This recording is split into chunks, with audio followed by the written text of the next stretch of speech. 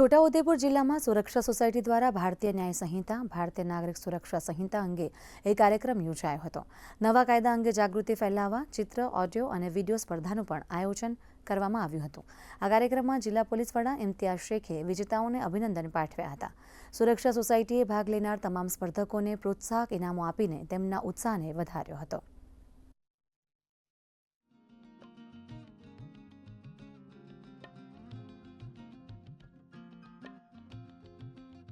આ ત્રણેય કોમ્પિટિશનમાં ટોટલ 29 જેટલા લોકોએ ભાગ લઈને પોતાની કલાકારી, પોતાની ક્રિએટિવિટીનો એક નમૂનો આપ્યો હતો। તો 1, 2, 3 આવનાર સ્પર્ધકોને ઇનામ આપવામાં આવ્યા હતા, જે સુરક્ષા સેતુ સોસાયટી અંતર્ગત આપવામાં આવેલા હતા।